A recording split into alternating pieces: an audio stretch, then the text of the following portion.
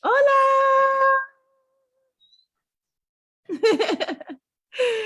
Soy Reverenda Sex Alba Onofrio y estoy en el sureste con mucha nieve hoy. Y somos aquí en Teología Sin Vergüenza. Saludos, soy Mónica Treviño, estoy en Ciudad de México. Bienvenidos a Teología Sin Vergüenza. Y tenemos con nosotras Yolanda. Cuéntanos, Yolanda. Hola a todo el mundo. Yo soy Yolanda Santiago Correa, estoy en Austin, Texas, pero soy de Puerto Rico, de Bayamón, Puerto Rico, y estoy emocionada de estar con ustedes hoy. Gracias por estar con nosotras. Y bienvenidos a Teología Sin Vergüenza, teología queer feminista que hace fluir la justicia. ¿Cuántas personas cristianas conoces tú que viven sin vergüenza como queer y o feministas? Casi no se escucha de nosotros, pero existimos por todas partes, en la academia, en las iglesias, en las casas y en las calles, luchando por nuestras comunidades y por nuestras propias vidas. Nuestros colores son variados y nuestra indecencia gigantesca. Somos queer feministas sin vergüenza de tener fe. Somos teólogos sin vergüenza de ser activistas. Somos las sinvergüenzas. En cada episodio encontrarás teología bien jugosa, como agua de papaya. ¡Chúpetela! Les damos la bienvenida a nuestros hermanos de Teología Afrolatina. Muchísimas gracias por compartir este espacio con nosotros. Y gracias, Yolanda, por estar. No, gracias a ustedes. Yay. Ok, pues la pregunta obligatoria. Si tú identificas como una sinvergüenza, ¿por qué sí o por qué no? Bueno, la palabra sinvergüenza es más como una memoria de mi niñez para mí, porque es muy utilizada en Puerto Rico para muchas cosas, ¿verdad? Y especialmente para los niños y las niñas, los niñes, se les dice, tú eres un sinvergüenza porque pues no sigues las instrucciones o cosas así. Y entonces pues es una palabra que me identifica mucho con mi historia, con mi niñez. Y pues cuando yo pienso en que si soy y me identifico como una sinvergüenza o no, yo diría que sí. Y diría que sí porque hay otra expresión muy parecida en Puerto Rico que se utiliza para describir a alguien que no tiene vergüenza, que se atreve a hacer cosas que están fuera de los parámetros, y es decir que una persona es una cara de lechuga, que es como fresco, como fresca. Entonces, cuando estaba pensando en esta pregunta y pensando en cuál sería mi respuesta, yo diría que sí, que soy una sinvergüenza porque yo soy bien cara de lechuga, porque haciendo teología o en mi vida regular y todo, mi disposición es siempre tipo Bad Bunny. Yo hago lo que me da la gana y pues los demás que breguen. Creo sola. Claro. Y entonces, pues sí, me identifico como una sinvergüenza porque cuando uno va a como el fundamento de lo que quiere decir cuando llaman a alguien sinvergüenza, ser alguien sinvergüenza no solo es no tener vergüenza, sino es ser alguien que se atreve a ir por encima de lo que está establecido o de los parámetros que se establecen. Y por esa razón, si tuviera que decir soy o no soy sinvergüenza, definitivamente sí soy una sinvergüenza. Pues estás en buena compañía, la verdad.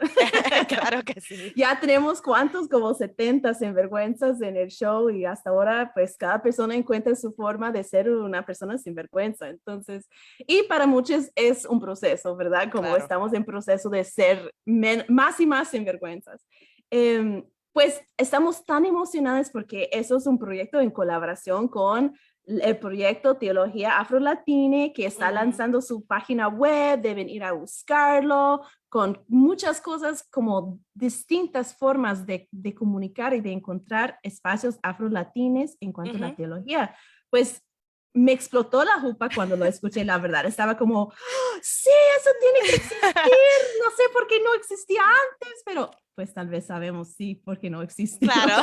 no existía antes. Pero cuéntenos del proyecto, todo lo que quieres contarnos del proyecto y Sí. qué están haciendo. Pues el proyecto oficialmente lanzó ayer, ya pueden accesar la página web online, pueden buscar, está en inglés, Afro Latine Theology Project o LTP por las siglas en inglés, y pueden accesar, ya hay algunos cuentos y unas cosas que están allá y pueden ver pues nuestro equipo y todo, pero básicamente el proyecto comenzó porque algunos de los miembros de nuestro equipo, de las miembros de nuestro equipo, fueron parte de una conversación hace creo que 1 año y medio o 2, hablando acerca de esta relación entre la identidad racial y la teología. Y estando en esa conversación, ellos se dieron cuenta que había como un roto, un hoyo, cuando hablábamos de teología, especialmente de teología latinx, latiné, donde no se hablaba acerca de la negritud, de la herencia negra y de la población negra en Latinoamérica. Y entonces luego de eso hubo varios eventos que le siguieron, uno de los cuales yo fui parte, que también tocamos este tema, y cuando seguimos como conociéndonos y dándonos cuenta que teníamos los mismos intereses, dijimos, espérate, pues entonces de aquí tiene que salir algo, aquí tenemos que hacer algo. Y entonces por un lado, algunos de nosotros comenzamos un podcast juntos, shameless plug, como dijimos en inglés, que se llama Majestad Prieta. Este es en inglés y en español, pero para discutir eso.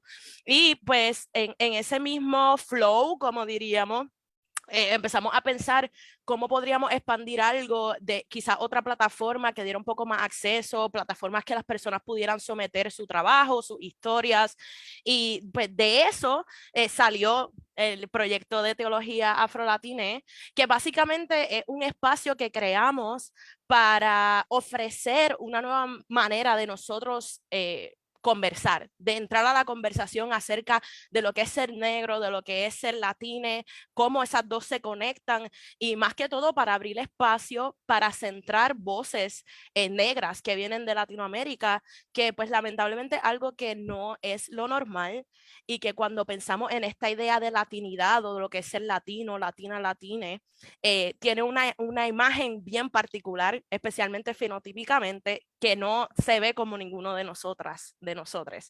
Y pues por eso decidimos que esto era algo importante de hacer, decidimos que esto era un proyecto digno de ser reconocido, ¿verdad? Y de salir afuera y de traer no solo personas negras de Latinoamérica, sino aliadas, personas de otras comunidades negras que no se identifican como latinos, pero que tienen conexión con la experiencia de ser una persona negra, una persona racializada en este mundo.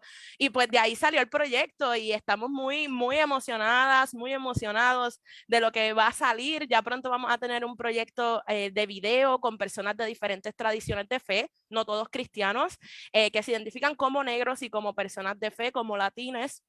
Y pues todo eso va a estar junto ahí, se va a mezclar, como ustedes decían, va a ser jugoso, va a haber mucho material para chupar, para sacar de ahí, y más que todo lo que queremos es abrir espacio a la conversación y abrir el acceso a que tanto dentro de la academia como dentro de la iglesia, en la comunidad, independientemente de quién tú seas, puedas tener acceso a esta información y ser parte de la conversación, que es sumamente importante. Excelente.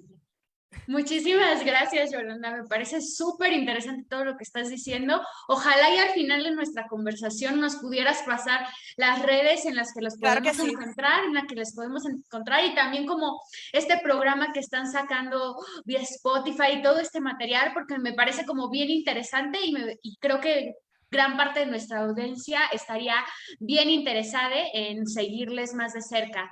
También aprovecho para mandar saludos a Josué Perrea, Esteban Morales Neris y Dan San, que han estado comentando en nuestras redes sociales. ¡Abrazos! Josué es parte del proyecto, nos... así que él está por ahí. Sí, Josué, hola. Sí, y otras personas que están viéndonos, escriben en el chat como saludarnos y decirnos dónde están, porque tenemos personas alrededor del mundo que están presentes con nosotros. Entonces, ok. Normalmente la última pregunta de los shows, si las personas han visto antes, es cuáles son sus ancestros, ¿qué te da fuerza para seguir en la lucha, en tu trabajo, en la vida en general? Pero estábamos conversando tú y yo, Yolanda, y estábamos hablando que tal vez debemos como adelantarlo porque estamos hablando mucho de la recuperación de lo ancestral. Y no solamente como esa idea de que tiene que ser mi abuela, que qué bien, las abuelas y todo, pero que puede ser como personas que elegimos como parte de nuestra tradición y que hay tantas que no tenemos siempre la perspectiva o el conocimiento o la información de nuestros ancestres. Y parte del trabajo que yo veo que ustedes están haciendo es recuperando ese conocimiento ancestral que viene en sus seres y eso como valorarlo realmente como conocimiento. Cuéntanos un poquito de tus ancestres y qué tiene que ver con esa teología afrolatina. Pues esta idea de los ancestros, de las ancestras, de los ancestres es bien particular para mí y me acuerda mucho esta idea también que viene dentro del cristianismo de la nube de testigos, ¿verdad? Y quiénes son parte de la nube de testigos y quienes se nos adelantan o aún son personas que viven en medio de nosotros, pero que pues son mayores o tienen algún acceso al conocimiento que nosotros no tenemos. Y pues pensando en esta pregunta, ¿quiénes son? Pues es obviamente mi mamá que está por ahí, mi papá, mis abuelos, Miguel Correa, que le decían el mulo, y todas estas personas, ¿verdad? En mi familia biológica, pero también pienso, ¿verdad? En los puertorriqueños, las puertorriqueñas que durante la historia fueron personas negras y fueron personas que quizás no hicieron teología como clásicamente nosotros diríamos es un teólogo, pero sí son personas que hicieron historia y que visibilizaron, ¿verdad? Las personas negras en Puerto Rico, Juan Boria, Roberto Clemente, Miriam Jiménez Román, Tite Curé, la familia Cepeda, Celestina Cordero, Adolfina Villanueva, ¿verdad? Todas esas personas en la historia también que podemos reconocer sus nombres, que podemos trazar una historia que decía, ¿verdad? En sus respectivos fields, en sus respectivas lugares de trabajo, del deporte, en el arte, etcétera,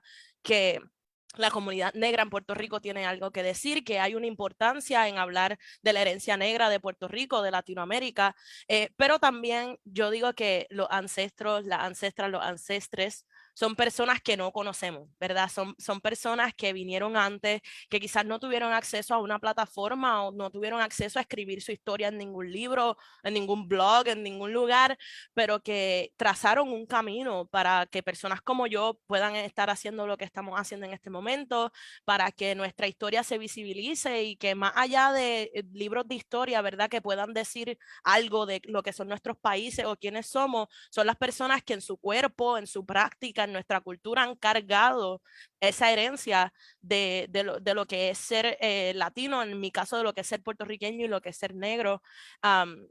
Y lo han hecho en la música, lo han hecho en el arte, lo han hecho en la iglesia, lo han hecho en las calles.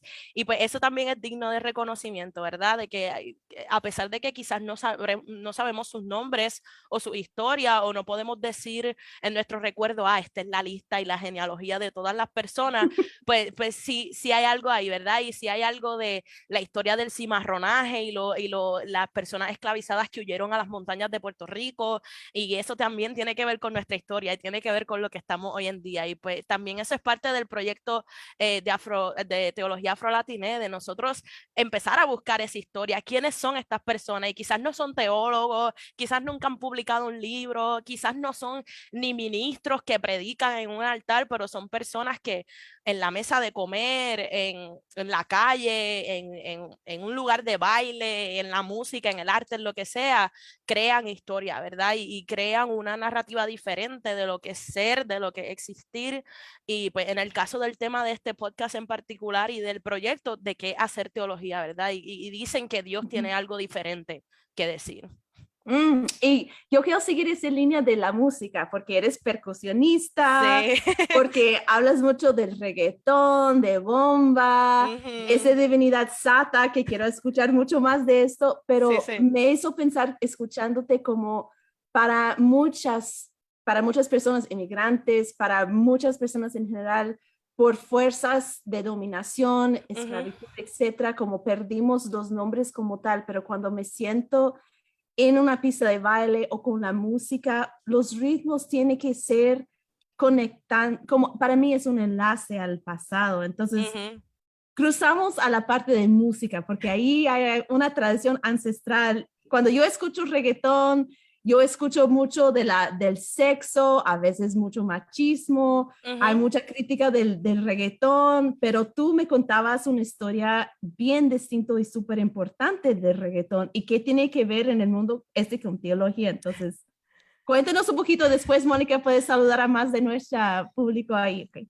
Ok, pues sí, a mí me encanta la música y me gusta mucho el reggaetón, que es algo que decir ahora en público quizás no le hubiera agradado mucho a mi persona de 11 años, porque cuando yo era mucho más pequeña, el reggaetón tenía una visión muy negativa que todavía tiene, y entonces a mí me gustaba mucho el rock. Teóloga y que le gusta el reggaetón, ¿cómo puede ser, mujer?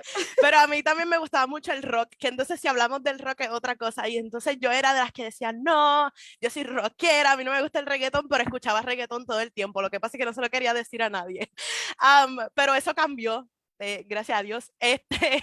Y pues para contarte un poquito de dónde sale mi interés en la música, como dijiste, yo soy percusionista y yo estudié percusión. Saludo a toda la gente que son alumnos de las Escuelas Libres de Música de Puerto Rico. Y en ese proceso, yo siempre he amado la música, mi familia ama mucho la música, pero en el proceso de estudiarla como un interés real, ¿verdad? Y como ir a lo profundo de la música, yo empecé a notar mucho y a interesarme mucho en esta historia ancestral de la música y de dónde venía nuestra música. Y pues como percusionista, obviamente, había mucha relación con los tambores, hubo mucho acerca de la bomba, de la plena, de dónde nos venía la bomba y la plena, cuál fue el fundamento que creó esta práctica que venía pues de los cañaverales de Puerto Rico y se utilizaba especialmente la plena como un juglar para dar noticias que quizás pues la gente no sabía y iban los pleneros a contar lo que estaba sucediendo y cosas así. Y pues eso me fue dando pistas, pero cuando llegué al tema de la teología y pensando en esta relación entre la negritud y la teología, llegué al reggaetón y a la historia del reggaetón con una palabra particular que es satería. Y a mí me encanta esa palabra. Y cuéntanos qué significa, cuéntanos sí. qué significa. Pues, en Puerto Rico, sato, ¿verdad? Es una palabra que tiene dos significados. Primordialmente o más común, el uso era para algún animal que fuera mezclado, un sato, un animal que no es de raza. No se dice ese perro es un sato o esa perra es una sata, esa es la idea. Eh, no obstante, esta palabra también, por su conexión con los perros y esta idea del perreo en reggaetón y todo eso se fue morfando y transformando. Y entonces la satería también se volvió una disposición humana. Y cuando se le dice a alguien, tú eres un sato, eres una sata, son una persona que es como lanzado, como muy dueño de su cuerpo, muy atrevido, atrevida a decir, a hacer, y especialmente tiene una connotación a veces muy sexual y muy como candente, decir, tú eres un sato, tú eres una sata. Y pues es algo bien negativo, pero... Como sinvergüenza.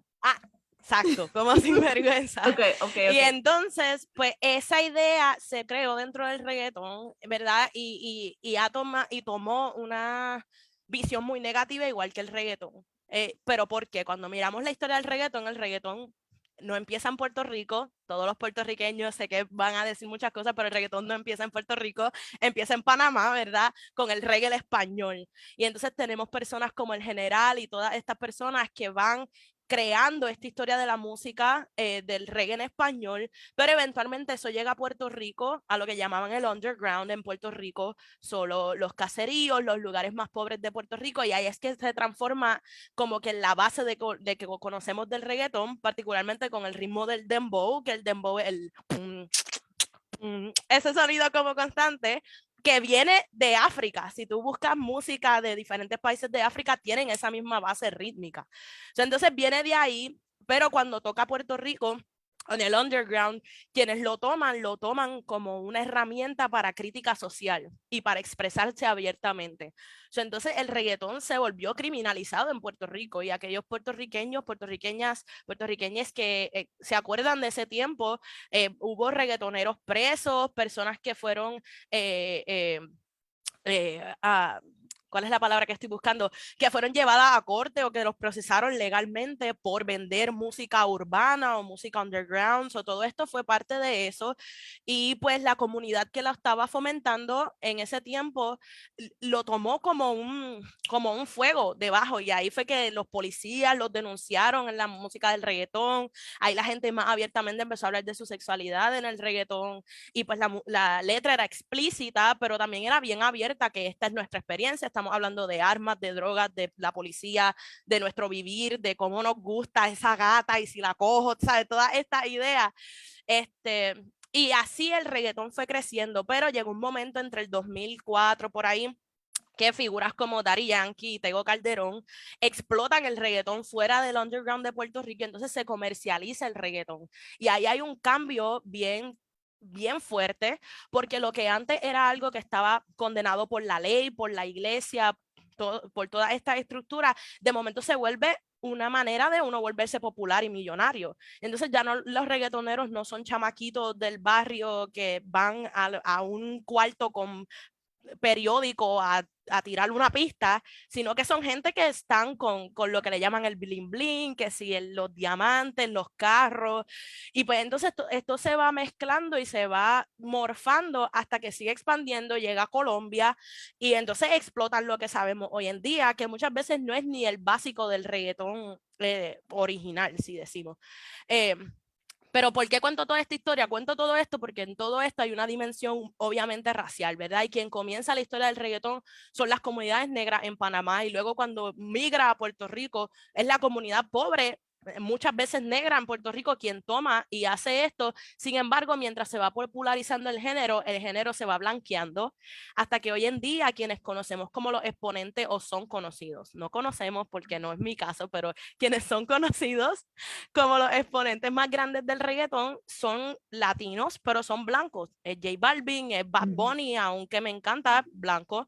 Es Karol G, es toda esta gente que presenta de una manera bien particular.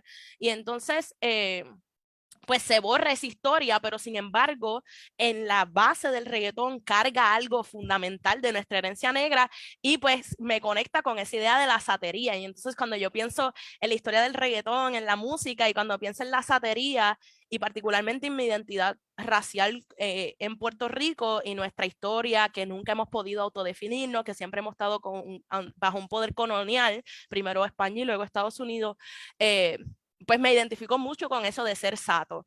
Y mi mentora de un programa que soy parte, Loida Martel, habla de Jesús como un sato, ¿verdad? Una persona que mezcló lo divino con lo humano y se atrevió a meterse en algo que no hacía sentido, en una satería.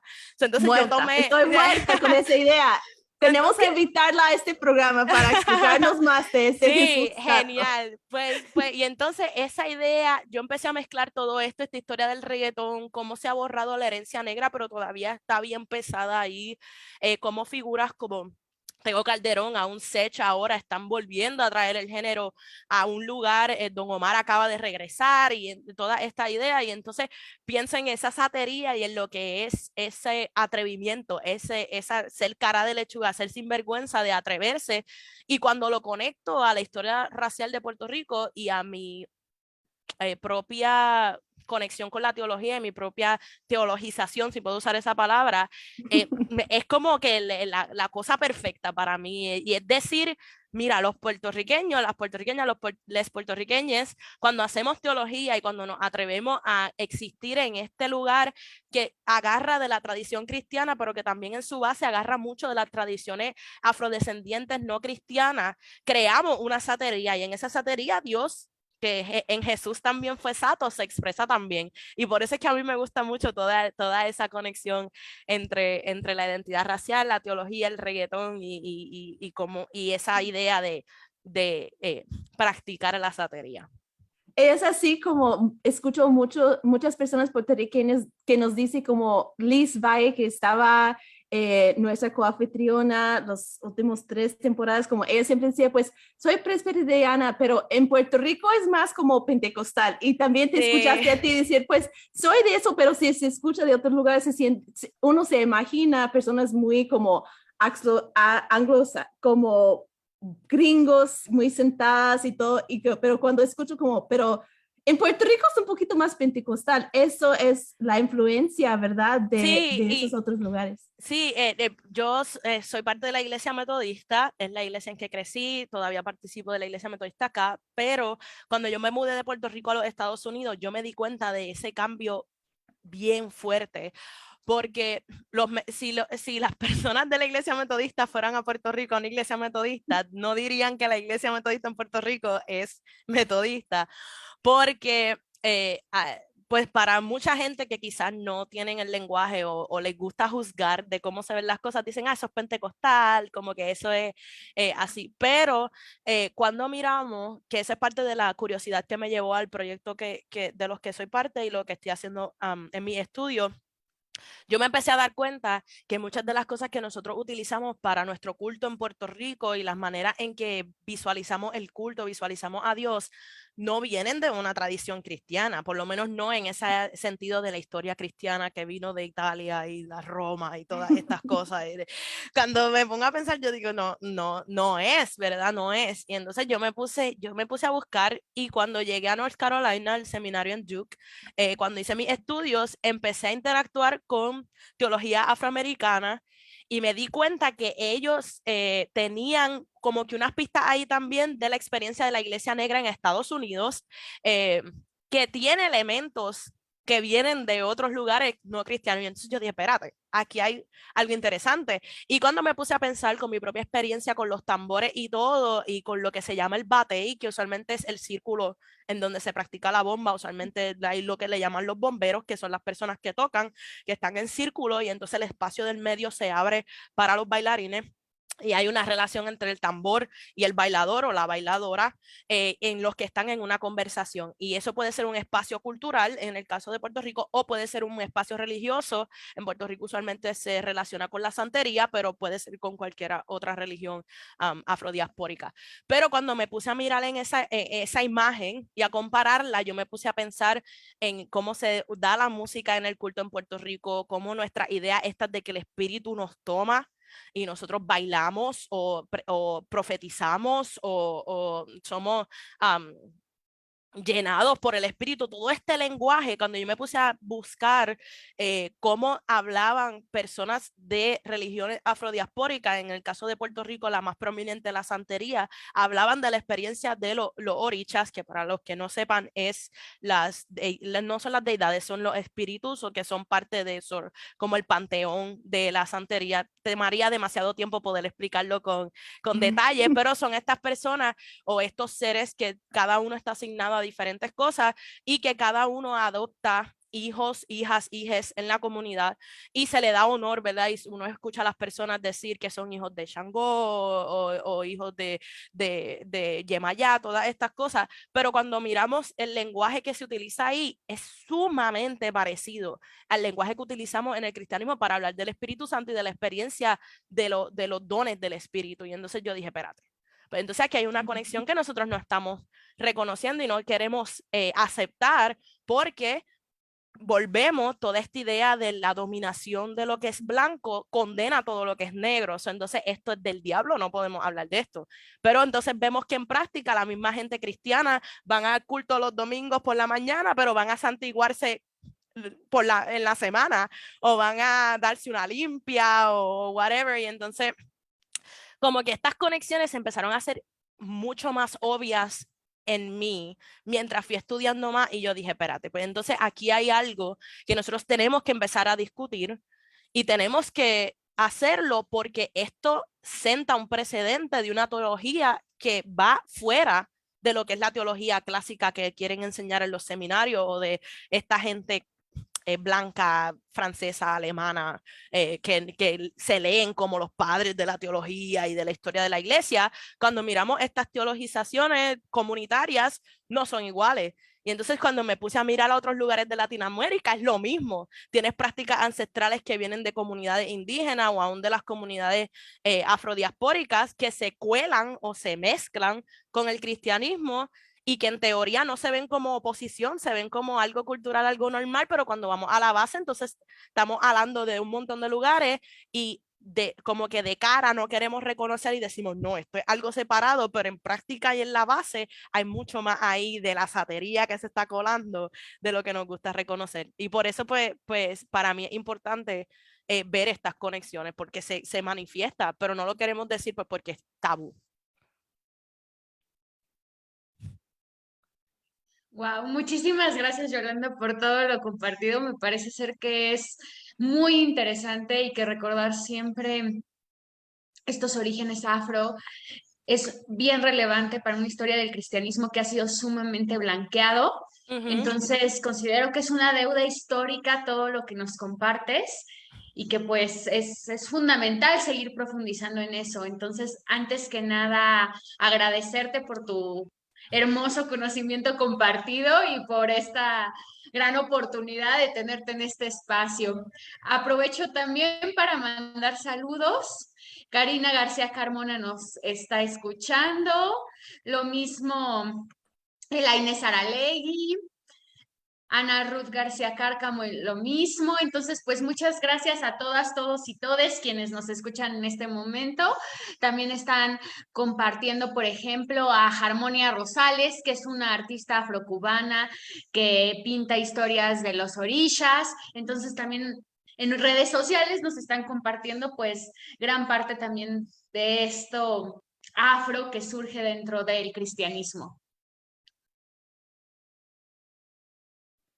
Sí, también hay también comentarios de libros, también es que tenemos tantas personas que estamos saludando de Ohio, de Nueva York, yo veo personas ahí de Honduras, de Cuba, Puerto Rico, entonces tiene muchos fans.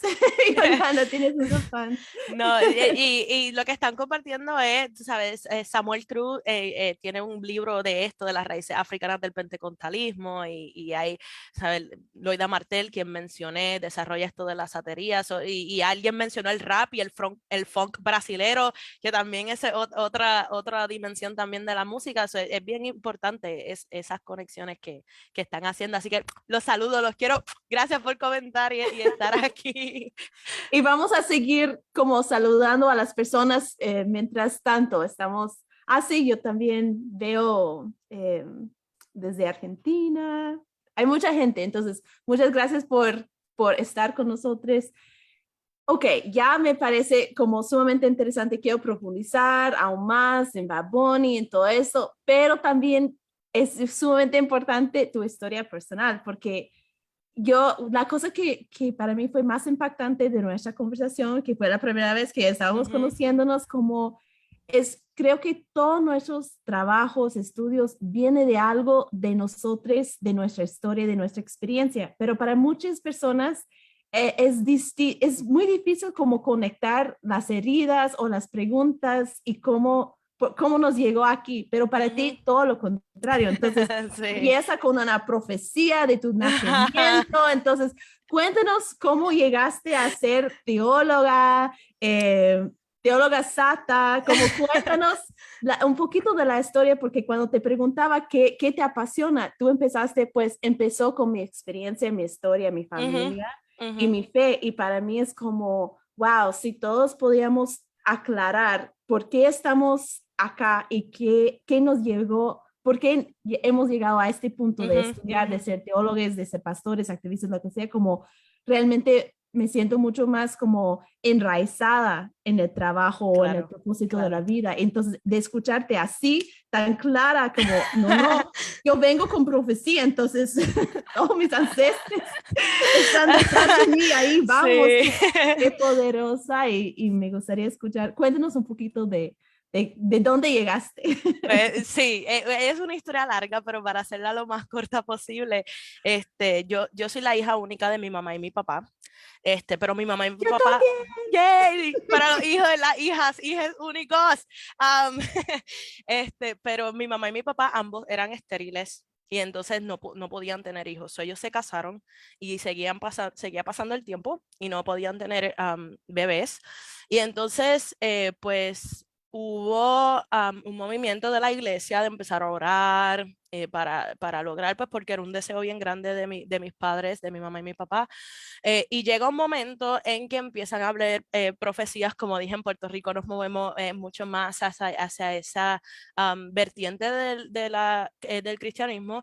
Y entonces empezaron a haber profecías de que iba a haber un bebé, pero que el bebé iba a ser un varón, un nene, y que se iba a llamar Moisés.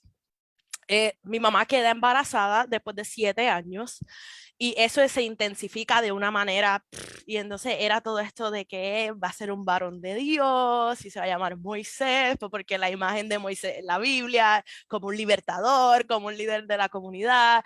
Y Y pues 7 años además, y como el 7 número de años, Dios. exacto, toda esa cosa, ya tú sabes. Pues, y entonces empezó también a ver muchas cosas acerca de cómo yo iba a ser, que yo iba a ser líder, que yo iba a estudiar, que yo iba como que a romper algunos esquemas, que me iba a gustar la música, que iba a conocer a Dios joven, todas estas cosas.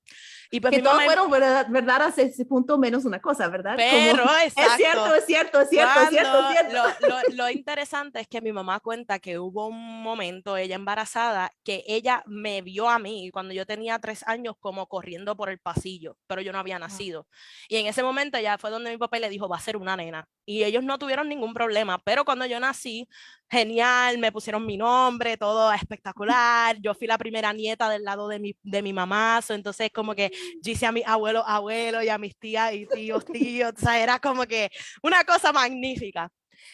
Pero cuando se empezaron a cumplir todas las cosas, se cumplió todo excepto de que nací varón. Y entonces hubo una persona que yo no conozco el nombre y no quiero conocerlo tampoco, que se atrevió a ir donde mi mamá y decirle, perdón, que el hijo de la promesa que Dios había hablado y había prometido no era yo porque no había nacido varón, que tenía que nacer otro después de mí, que necesitaba ser hombre para que entonces eso se pudiera cumplir.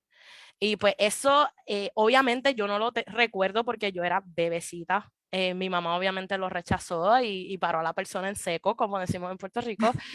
Pero eso sí sentó un precedente porque entonces desde pequeña, desde antes de mi nacimiento, ya nada más el yo haber nacido mujer y y crecer en eso, pues ya era un reto, ¿verdad? Algo que la comunidad creía. Y pues así se siguió dando y pues de otros instantes de mi vida también fueron iguales en los que era como que no se supone, siendo hija, mi mamá y mi papá, los dos, mi papá fue pastor hasta que murió el año pasado y mi mamá continúa siendo pastora. Pues como hija de pastores también era como que tú eres hija de pastora, no puedes hacer esto, no puedes hacer lo otro. Y pues como que yo iba creciendo en eso que también no solo estaba reflejado en mí, sino en mi familia. Como dije, mi mamá y mi papá, los dos son pastores, fueron pastores, mi papá. Pero quien fue pastora primero fue mi mamá, mucho antes que mi papá. Primero mi papá se movió, perdón, no sé, bueno, se murió, pero olvídalo. Eso se movió como el esposo de la pastora. Y eso en Puerto Rico, aunque queremos decir que el machismo no está tan activo, estaba activo. Entonces todo el mundo Claro. decía, oh my God, cómo diantre, eso no puede ser así. Eventualmente cuando, No puedo imaginar cómo me parece sería insoportable. sí, no, Este, es terrible, y claro, y si hablamos con mami, ella contará obviamente mucho más de su experiencia, pero se daba mucho eso de como que, el esposo del pastor, de la pastora y todas estas cosas como que, una soga al cuello, todas estas frases sumamente machistas. Pero cuando mi papá entra al pastorado, pues obviamente mi mamá lleva más tiempo, tiene más credenciales, o en la estructura de la iglesia metodista, quien tiene seniority, lo que se le llama seniority, es ella. Y mi papá, ningún problema. Y entonces él entra al pastorado siendo el asociado de mi mamá. Mi mamá era la pastora titular y mi papá era su asociado.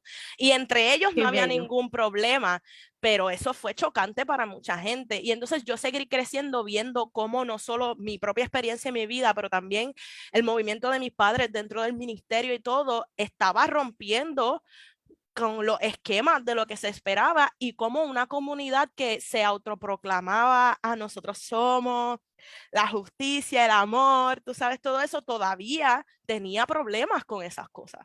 Y tenía problemas con que mi papá fuera el asociado. Y tenía problemas con que ellos no tuvieran problemas entre ellos por eso. Y tenía problemas con que hubo un tiempo que mi mamá fue quien traía el dinero a la casa y no él. Y entonces todas estas cosas fueron como formando mi visión de lo que es hacer teología y pues privilegiadamente, porque hay que reconocerlo, siendo ellos los dos personas que en la iglesia metodista uno tiene que estudiar para poder entrar al ministerio, que tenían grados en teología, pues entonces yo también me estoy moviendo escuchando todo lo que ellos están diciendo. Hay un video por ahí en YouTube del 2001, yo creo, yo tenía como 5 años, 6 años, yo sentada en una clase de historia del cristianismo en el Seminario Evangélico de Puerto Rico, mascando chicle y coloreando, pero en el medio del seminario. Y pues obviamente pues se sienta ese precedente y esa jornada que eventualmente pues yo voy a la universidad, estudio psicología, termino mi grado y estoy sumamente decidida de que voy a seguir en psicología, que me voy a volver psicóloga clínica, eso es lo que me gusta, eso es lo que quiero hacer. Y me choco con el trabajo con comunidades latinas acá en Estados Unidos y me ofrecen, mira, si tú quieres ir al seminario, y yo dije, a mí no me cogen dentro de un seminario ni muertas, esto no es para mí. Mi mamá fue al seminario y mi papá, yo he corrido en los pasillos de un seminario. No, porque yo sé la otra cara de la iglesia y la otra cara de la academia y no me lo van a hacer a mí, pero ¿Cómo funciona Dios, verdad? como Dios no, es no, medio no, no, no. gracioso. Sí. No. Ok, Sí, ok. como Dios, como dice mi mamá, Dios se pone graciosito, ellos son medio graciosos. Pues terminé en el seminario y estando en el seminario, pues empecé a hacerme estas preguntas de las que estábamos hablando y reflexionar en mi vida, reflexionar en momentos. Hay otro momento bien particular que yo hablo. Yo tenía como 15 años y yo estaba en el conjunto de percusión de la escuela libre. Y un maestro que tenía vino a visitar el salón y estábamos en el medio del ensayo y yo en ese momento yo era la única mujer, todos los demás eran varones en el conjunto y la persona hizo una pregunta y alguien dentro del cuarto, no le voy a decir que estaba encargado era parte del grupo encargado del conjunto, le contestó como que cuando esa persona preguntó acerca de mí, como en tono de broma, él le contestó y le dijo, es que Yolanda está aquí porque ella me cubre las minorías, porque es negra y es mujer. Y Wow. en el momento, yo teniendo 15 años, para mí eso fue como que, normal. Pero cuando fui creciendo y analicé, yo dije, oh, wait, ahí hay algo, ¿entiendes? Y ya, yo estaba haciendo puesta en una categoría muy particular y ya esto estaba operando.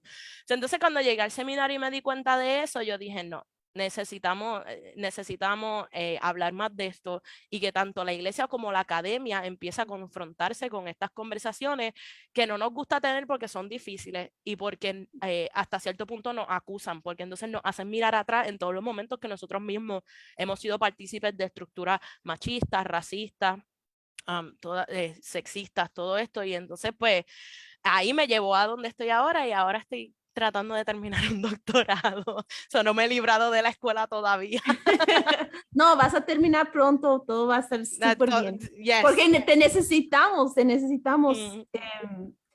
Sí, quiero hablar un poquito, pues que hablemos un poquito de eso, de la necesidad, porque esa conversación dentro del mundo latino es súper, pues para mí es muy tierna, para ciertas personas es muy enojona, que esa necesidad de tener la teología afro-latina, porque para mí, como yo crecí en un lugar en que era 98% blanco y 2% negra, la comunidad negra, pero nada de latinos. Entonces, para mí, yo siempre estaba visto como mezcla. Tu papá tiene que ser afroamericano, porque yo crecí con mi bisabuela. Entonces, pero al tener el nombre latina, ya me dio como, sí, mi familia colombiana, ya puedo ubicarme un poquito más, pero con una experiencia bastante americana.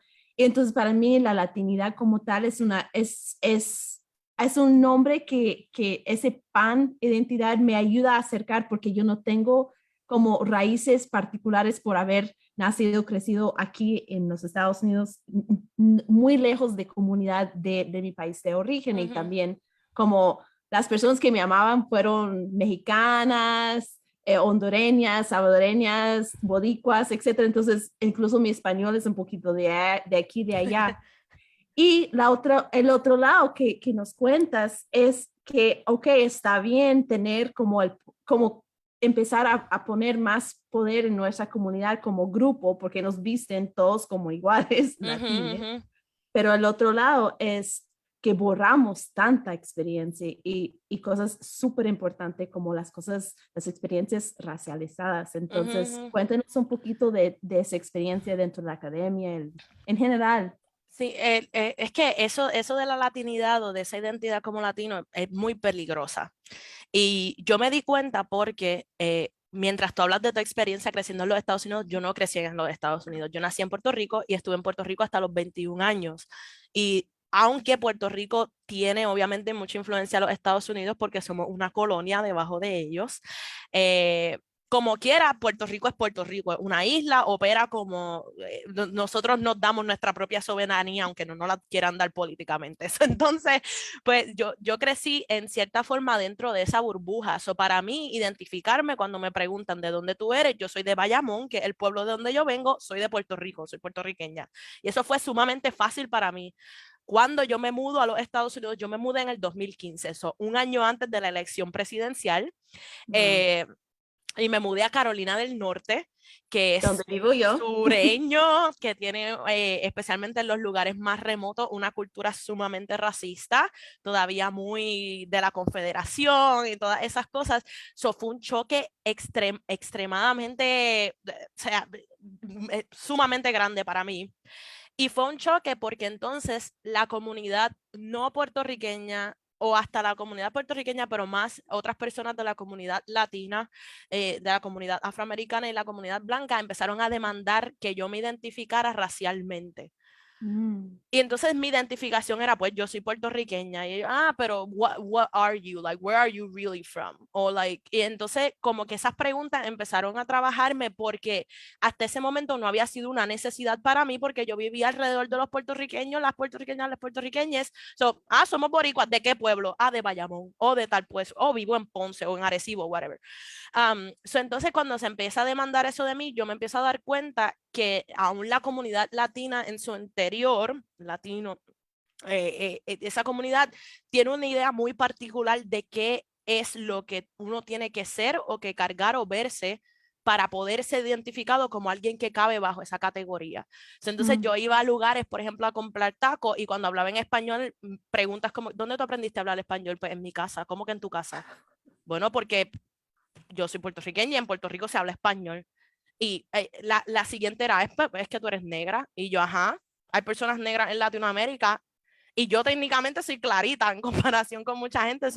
Y ellos, no, pero es que no. Y entonces esas preguntas empezaron. Y entonces del otro lado era como que muy confuso.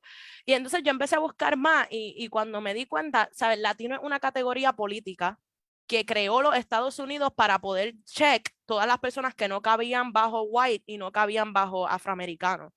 Pero nosotros, cuando digo la comunidad latina at large, se atachó a esa idea para crear masa y para crear grupo, porque obviamente en el momento en que esto se está formando, todavía es un grupo minoritario cuando digo el número en los Estados Unidos. Pero eventualmente se empieza a crecer y cuando se empiezan a visibilizar personas que pertenecen a esta sombrilla de latinos, latinas, latines, son personas que se ven de una manera muy particular. Es Sofía Vergara, es J-Lo, Ana de Armas, tú sabes, estas personas, aún Rita Moreno, y son personas que sí son latinos en la sombrilla, pero que cargan un fenotipo muy particular, se ven de una manera muy particular, que es muy, que apela a los sentidos de la comunidad dominante, porque entonces son lo suficientemente allegados a la visión blanca que no se ven como una amenaza.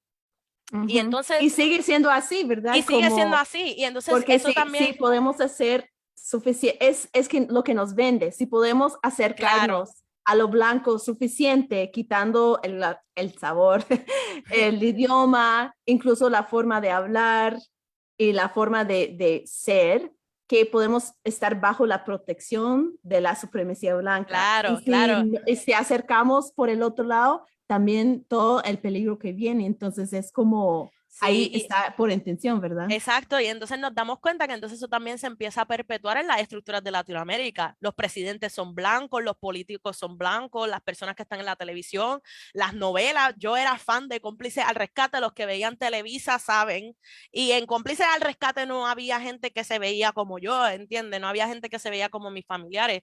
Entonces yo empecé a indagar y me di cuenta que en eso de latinidad es un arma de doble filo, ¿verdad? Porque por un lado, como tú dijiste, no, da números, moviliza con un sentido de identidad a una comunidad, particularmente en los Estados Unidos, que lleva a la acción, a la unión, pero también es por el otro lado un peligro muy grande, porque es una idea que exalta una imagen particular de lo que es ser parte de estas comunidades, exalta una visión muy particular, exalta ciertos países y no todos los países de Latinoamérica, y también pone como su campeón este mestizo o la mestiza, esta persona racializada, mezclada, que es más blanco que otra cosa y que poco a poco va en un proceso de mejorar la raza hasta llegar a lo blanco.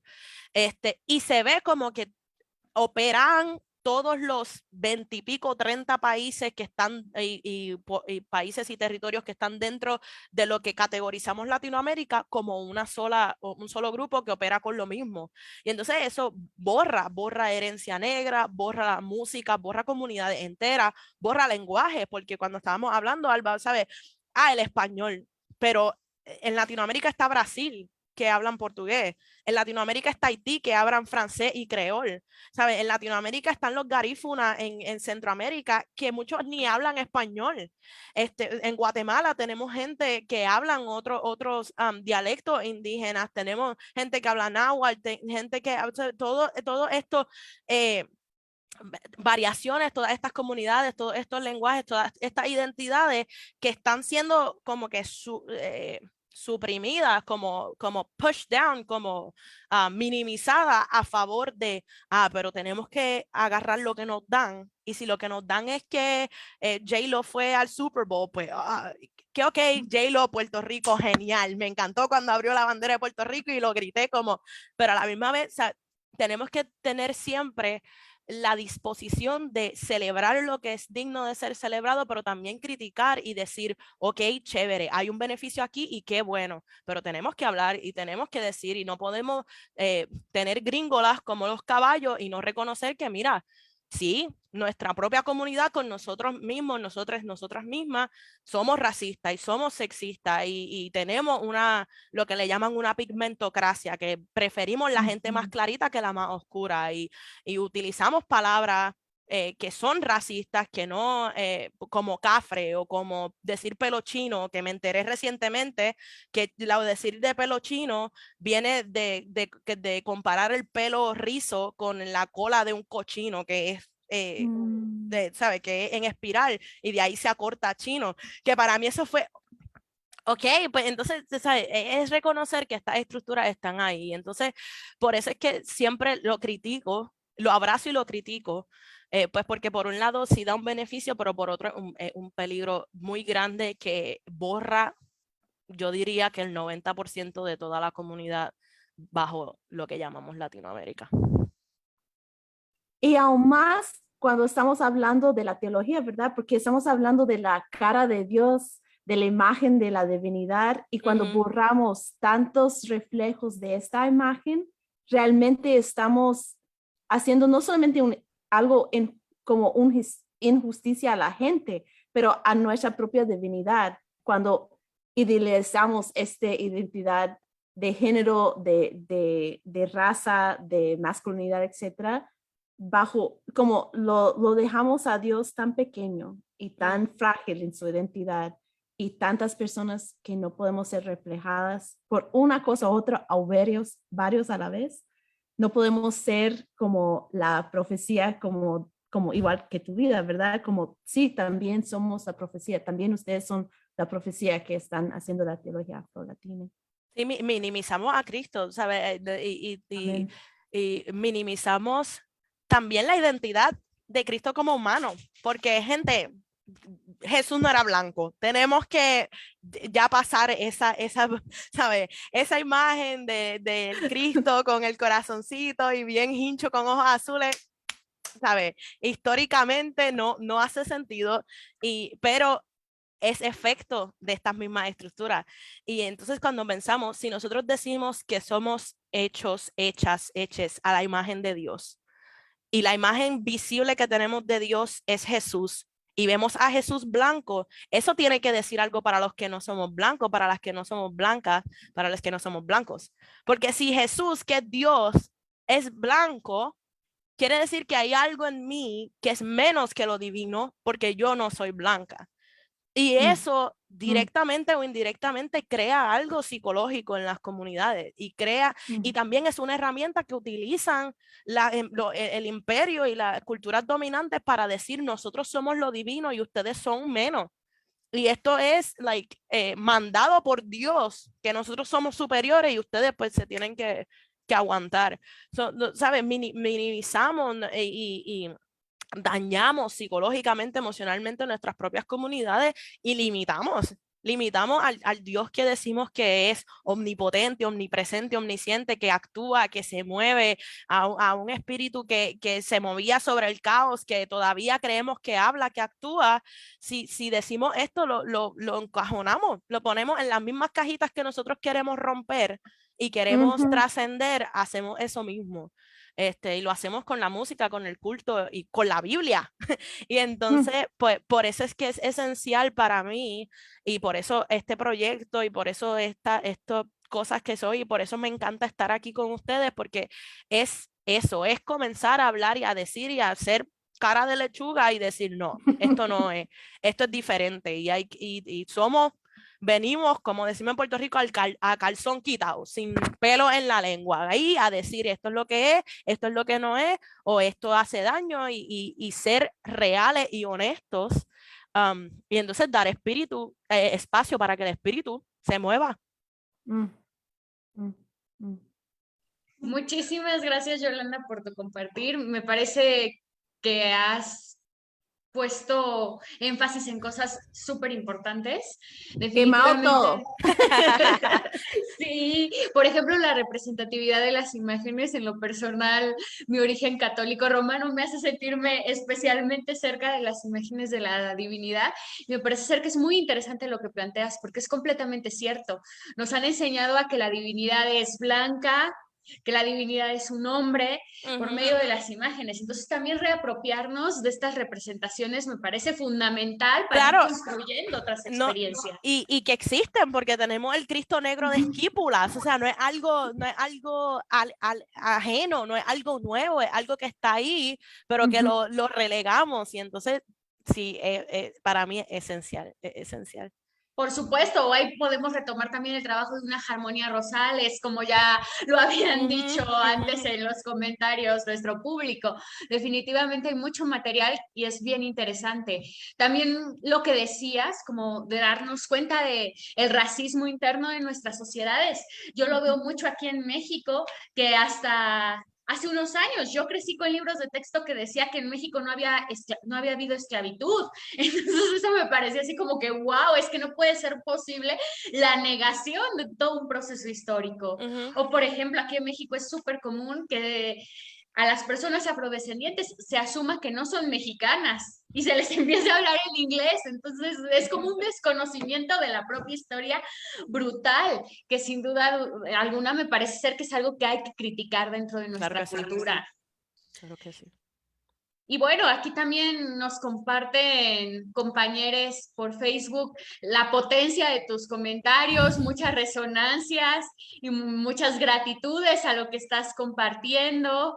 Igual más saludos tanto de gente de México como de gente de Colombia, como de varios países de toda América Latina y del Caribe. Y no van a poder creerlo, pero ya llegamos a 1 hora. Sí. Así van, tan rápido, sí. tan rápido. Vamos a terminar con otra pregunta porque ya empezamos con lo de ancestros. Entonces, me gustaría como preguntarte, para ti, la imagen de la divinidad, cuando piensas en la divinidad por la cual estás luchando, estás trabajando, estás escribiendo para tu comunidad. Cuéntanos un poquito que para ti, ¿quién es este Dios? ¿Quién es esta divinidad? ¿Cuál es su sabor? ¿Cómo es?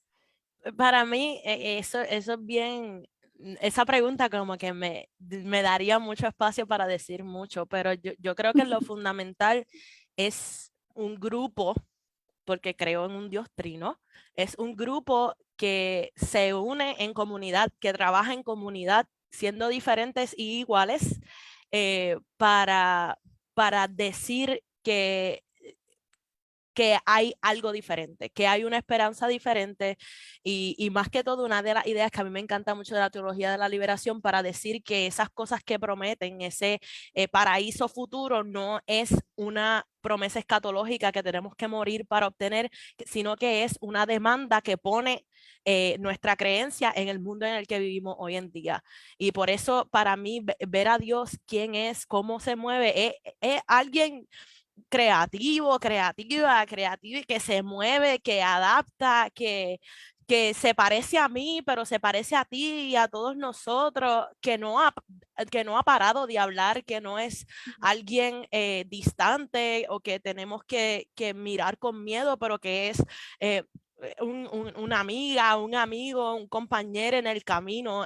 Para los que han participado de Maús, que me escuchan, yo he participado de ese ministerio y hablamos de esta imagen de Maús, de los que caminaban en Maús, que los ojos se fueron abiertos y Jesús estaba caminando al lado. Y para mí esa imagen es eso, es alguien que me reta, que me ama, que se puede ver de tantas maneras, pero que también pone una demanda por justicia y amor y que se mueve en esos dos como la economía principal, que el propósito no es decir que somos menos o nada, sino es decir que nosotros merecemos un mundo mejor, que merecemos justicia, que merecemos amor y que merecemos ser reconocidos, reconocidas en nuestra totalidad y que eso es algo que Dios, siendo un Dios trino, que es tres en uno, o sea, que se mueven tres, pero en uno a la misma vez reconocen su propio ser. Y entonces, para mí, eso es, tú sabes, no quiero decir, se ve de esta manera o es de esta manera u otro, porque no sé y en realidad no es importante, porque para mí la esencia de lo que es creer en el Dios del cristianismo, es creer en Jesús y en lo que predican es mucho más importante. Pero si tengo que hablar de lo físico, tengo que decir que creo que en un Jesús negro y que eso es parte de mi teología también, que para mí dice algo de una persona que fue acusada como alguien que estaba rompiendo esquemas sociales y teológicos del tiempo, que también en su cuerpo haya cargado esa identidad física, pues para mí es bien importante también para mi propia construcción teológica. Pero sí, alguien gracioso, creativo, que se mueve, Sata, que se mueve en la música y que es música, que es algo que transciende lenguajes, identidades, credos, y que sí, y que más que todo demanda así de nosotros algo más. Muchísimas gracias. Muchísimas gracias por estar con nosotros. Podemos encontrarles en @ ¿cómo es? Sí, pueden encontrar la página web, déjame buscarte pero pueden buscarlo por Afro-Latina Theology Project, si no me equivoco, así mismo es que está en las redes sociales. Pueden buscar también Afro-Latiné en Instagram, está abierta la página, en Facebook también. El launch oficial, como dije, fue ayer, ya pueden accesar la página web. Y Josué puso por ahí, está en español, en inglés y en portugués. Wow. Así que todo va a estar traducido para los que o las que hablen otro idioma o estén más cómodos en uno o en el otro. Y pues se vienen muchos proyectos por ahí. También nos pueden encontrar en @majestadprieta en Instagram y en Spotify, cualquier plataforma de los podcasts. Ese sí es en inglés y en español, pero estamos trabajando pronto para tratar de sacar traducción o todo en español, todo en inglés, así. Y pues sí, si me pueden buscar ahí en todas las redes sociales y en internet y contactarnos por ahí y comunicarse con nosotros también, nosotras. Y también va a estar en las notas para este show y también en el podcast. tenemos 4 episodios más con los compes de Teología Afro-Latina, entonces pendiente la próxima semana a la misma hora. Y pues también puedes encontrarnos a nosotros en @teosinvergüenza en Instagram y Facebook, y puede unirse a la lista de difusión en WhatsApp y compartir tus ideas usando el hashtag Las Sinvergüenzas. También mantente pendiente a nuestro próximo episodio para que conozcas a otra teóloga sinvergüenza de ser activista. Somos Las Sinvergüenzas. ¿Eres tú uno de nosotros? ¡Sí! Sí. Gracias, Yolanda. Gracias a ustedes, un honor. Nos vemos. Chao.